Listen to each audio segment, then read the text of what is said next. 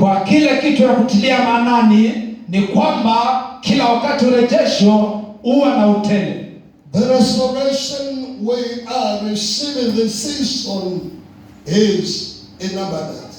Urejesho ambao tunapatia haya majira ni wa utele. Everything you would want God to restore unto you, it is in abundance. Jambo lolote ambao nao mwamini Mungu arejeshe, itarejeshwa kwa utele. And the prayer you make before God, it should be a prayer of abundance. Hombi ambao utalipanda mbele zake Mungu lapaswa liwe hombi la utele. For those who are managing their businesses, it is in abundance. Wale wanafanya biashara ni kwa utele. For those who are working, it is in abundance. Wanaofanya kazi ni kwa utele. For those who are engaged in spiritual matters, it is in abundance. Wanaohusika na mambo ya kiroho ni ya utele. I say restoration is always in abundance. Nasema urejesho kila wakati ni kwa utele.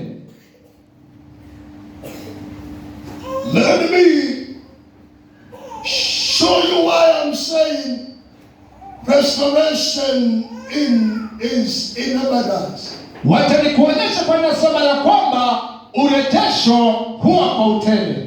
John 10:10. Yohana mlango wa 10:10. The thief cometh not but for to steal and to kill and to destroy. I have come that they might have life, and that they might have it more abundantly. Mwizi haji ila haibe na kuchinja na kuharibu. Mimi nalikuja ili wawe na uzima, kisha wawe nao tele. The devil comes to us. Mwizi huja kwetu, shetani huja kwetu To steal, haibe, kill, achinje and destroy. na haribu. But when Jesus comes, Lakini wakati Yesu huja, he comes to give us life in abundance. huja kutupa uzima tele tele. That's why I'm emphasizing so much on abundance. Hiyo ndio sababu natilia mkazo sana utele. Because I know that the Lord is going to restore everything in abundance. Kwa maana najua Bwana atarejesha kila kitu kwa utele. And my master came to restore life in abundance. Kama mwanangu alikuja kurejesha uzima kwa utele. And I, Barnabas, lives in Jesus and he lives in me.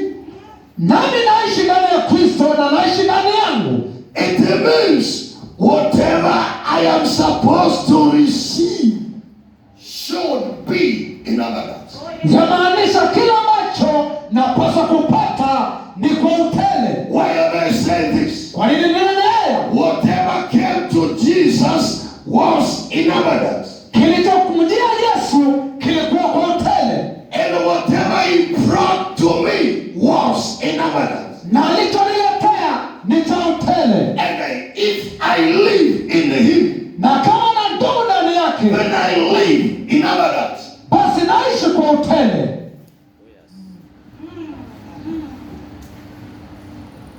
Make sure that you listen carefully today, Akisha ya kwamba unakuwa msikivu wa leo. because there is something I'm trying to communicate. Maana kuna kitu ambacho naleta kwako. What is restoration? Urejesho ni nini? I have defined restoration in so many ways. Nimeeleza urejesho kwa njia nyingi. But today I want to combine everything. Lakini leo nataka kuunganisha kila kitu. And I want you to note down how I am defining restoration. Na nataka unakiri jinsi ambavyo ninaeleza urejesho. This is the act of repairing, recovering, rehabilitation, rebuilding. reconstruction and redecoration of something to a good condition or operation. Ili tendo la kurekebisha, la kujenga, la kuandaa, la kurebesha kitu kiwe kwa hali bora. I've said this. Nimesema haya. You have tried my person. Nimetia juhudi. This is the act of repairing. Hili tendo la kuandaa, Recovery, kurejesha, rehabilitation, kukamata, rebuilding, kulijenga, reconstruction, kulijenga, and redecoration of something to a good condition or operation. na kurejesha kitu kiwe bora, kiwe cha kutenda kazi. I have divided everything we have been speaking about over the week. Nimeeleza yote yale ambayo tulikuwa tunanena katikati ya juma. I have combined everything today. Nimeunganisha kila kitu leo. I have taken everything to mean restoration. Nimechukua kila kitu kiwa na maana ya urejesho. This is the act of repairing. Hili ni tendo la kujenga tena, Recovery, kurejesha, rehabilitation, kuiweka, rebuilding, kulijenga, reconstruction, what we are doing here, kujenga tena, redecoration, what we will do at the altar, kuboresha ile ambayo tutafanya kwa madhabahu, of something to a good condition or operation. kwa kitu kiwa kwa hali nzuri ili kifanye kazi. That is what is meant by restoration. Hilo ndilo tunamaanisha na urejesho. Jeremiah 30 verse number 17. Jeremiah 30 mstari wa 17. For I will restore health unto thee, and I will heal thee of thy wounds, says the Lord. Because they called thee an outcast, saying, This is Zion, whom no man seeketh after. Maana nitarudisha afya, nami nitakuponya jeraha zako, asema Bwana, kwa sababu wamekuita mwenye kutupwa, wakisema, ni Sayuni ambao hapana mtu autakaye. For I will restore health unto thee. Maana nitarudisha afya kwako. Those who are sick, Walio wagonjwa, for those who are unhealthy, wale ambao afya yao imedhoofika. the Lord says, I will restore unto thee healthy, Nitarudisha kwako afya, and I will heal thee of thy wounds.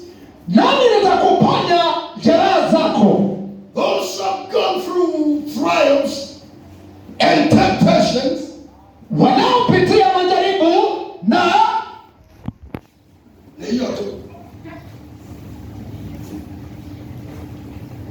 those who have gone through trials and temptations. waliopitia mitihani na majaribu.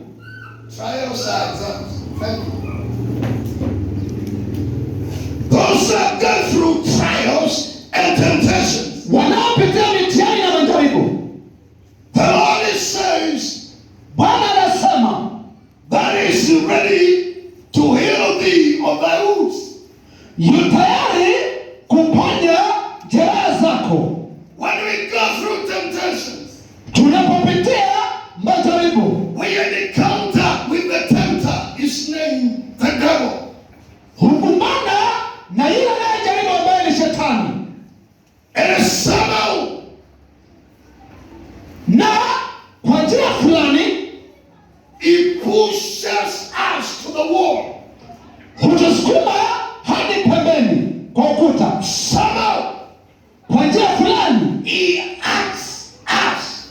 hutuuliza. Somehow,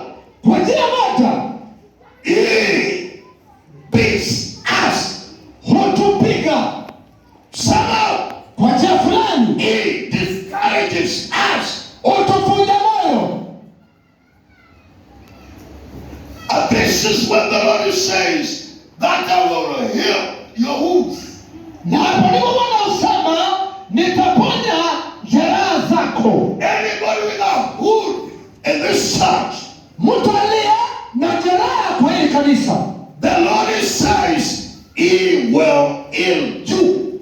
Bwana asema atakuponya. When we speak of restoration, tunaponena urejeo, the other day I said it is synonymous to with healing. Nasema ni neno ama ni jambo iliyo na uponyaji. It is synonymous. Restoration is synonymous with restoration. So, urejesho inaingiana na kuponya. You cannot speak about restoration and fail to speak about healing. Uwezi ukanenea urejesho na ukose kunena uponyaji. That's why I've said restoration is synonymous with healing. Ndio sababu nasema urejesho inakuwa pamoja na uponyaji. Before I go to that direction, kabla nienda kwa hiyo upande huo, let me speak about the act that God shall restore. Wacha ninende kwamba Bwana atarejesha. That is paramount. Hiyo ni ya muhimu mno. A heart that the Lord shall restore. Moyo ambao Bwana atarejesha. In the book of Psalms 51, verse number 17. Saburi 51 mstari wa 17. The sacrifices of God are a broken spirit, a broken and a contrite heart, O God, thou will not despise. Dhabihu za Mungu ni roho iliyovunjika, moyo uliovunjika na kupondeka. Bwana hutaudharau. What sort of heart shall the Lord restore? Ni aina gani ya moyo Bwana atakaorejesha? A broken spirit and a broken and a contrite heart. Roho iliyovunjika, moyo uliovunjika na kupondeka. A broken spirit and a broken and a contrite heart, the Lord shall never despise. Roho iliyovunjika, moyo uliovunjika na kupondeka, Bwana hataudharau. That is the heart that the Lord shall restore. Huyu ndio moyo ambao Bwana atarejesha. That is the heart that the Lord is awaiting for. Huyu ndio moyo Bwana anangojea. That is the heart that the Lord is waiting to restore. Huyu ndio moyo Bwana anangoja haurejeshe. A person with a broken spirit and a broken and a contrite heart. Mtu aliye na roho iliyovunjika, moyo uliovunjika na kupondeka. That is the heart that the Lord shall restore today. Huyu ndio moyo Bwana atarejesha leo. Peter, may you read for us. Petro, tusomee The book of 1 Samuel, chapter number 30, verse number 1. Downward. Kitabu cha Samueli wa kwanza mlango wa 30 kuanzia mstari wa kwanza kuteremka. 1 Samuel. Samueli wa kwanza. I want you to see the